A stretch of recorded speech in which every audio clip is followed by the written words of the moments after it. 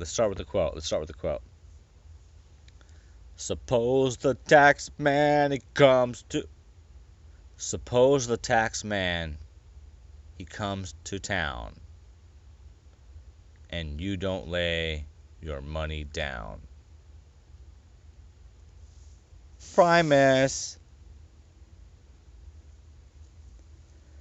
There really isn't anything scarier than watching your own nightmares. Recordable dreams is another funny way that history repeats itself. Just like when audio tapes first came out and the record industry thought everyone was going to go tape songs off the radio and put them out of business. And just like when MP3s and file sharing got popular, the big corporations and Metallica decided to sue 14-year-olds for downloading Deuce Bigelow 10 Horse Gigolo. The day when Paris Supercrack Hilton the Fourth dreams became instantly available to the world. Of course, the new, bigger corporations of the day had to sue everyone. Because since Supercrack 4, that's what Paris Supercrack Hilton 4th would want you to call her. Just Supercrack 4. She was property of the elusive corporation. You shouldn't be allowed to watch her dreams unless, of course, you paid for them. With the proliferation of ICs, the world becomes one giant connected market. About 5 corporations control every business out there. People are living longer and have learned how to clone themselves. Cloning is so normal now that it's easy to forget about. As you can imagine, cloning has a huge impact on the world when it finally becomes cheap and reliable enough. And that is inevitable and will happen. We've all seen that scene in Alien 4. There's about 30 years of that stuff before they really figure out how to get the clone perfect every time. Anyways, people that can live a long time and can clone themselves tend to, live a long time and clone themselves a lot. You may not have thought about it, but once cloning was the norm, many people just become their own families. A couple old versions of themselves, a couple middle-aged versions of themselves, some young adult versions of themselves, and some kid versions of themselves. All the exact same person, born in different years, living together as a fucking freaky-ass family. Needless to say, the world's population gets out of control when this happens. There were over 1 trillion people on the planet, and only a handful of companies providing products to them. These companies got rich. Trying to describe the money they made would just sound stupid. As time goes by, corporations come and go. New products are introduced that spring one ahead of the other. Scandals and innovation knock others down. Constantly evolving, players coming and going. At the time, there are only a couple of corporations that need remembering. Telnet, who perfected cloning before anyone else, and the Elosa Corporation, who invented the IC and created the market for dreams. These companies span the globe. You can't be number one in the world if you don't have a rep in Mongolia. In the quest to span the globe, you have to deal with the world's problems. First, you just have Rent-A-Cop security. Then you need Rent-A-Cop who speaks Mon-fucking-Golian.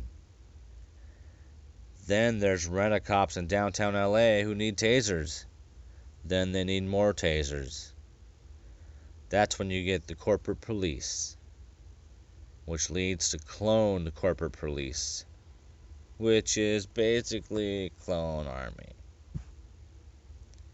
A cloned corporate army. Cheesy as fuck.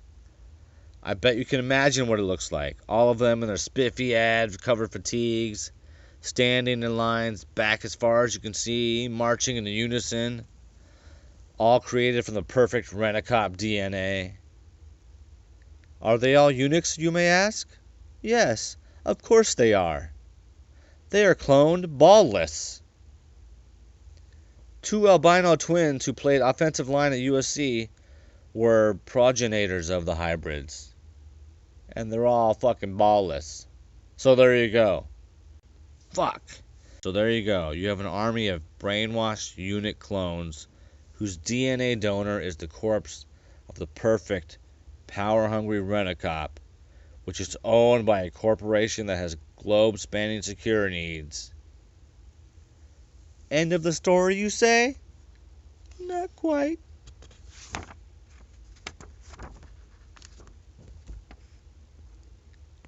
One day, in a very important meeting between the heads of Elosa Corp, it was brought up that Michael Jackson's dreams were 5% less popular today than they were yesterday.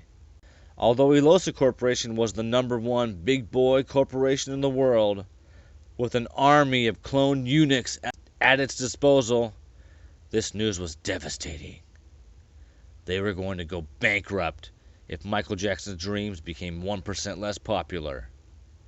And all the executives of Elosa were meeting to solve the problem once and for all. How about we lay off everyone in the game division?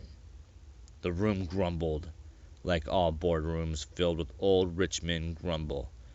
Grumble, grumble, grumble, shake, shake, shake. They all pondered the solution half aloud, although some were sleeping.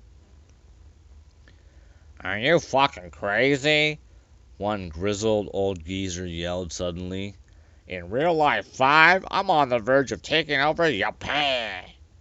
And those guys are working on weekly updates. I hear next week is the big alien invasion. You want us to fire them? I can't miss that. I'm about to make those Japs my bitches. At the end of this tirade, the old man quickly stood up and flashed some gaming clan hand signals and movements, which kind of looks like an old man flashing gang symbols and then leaning side to side and kicking one foot out. Then he plopped back into his seat. The grumble came back, this time louder and more negative.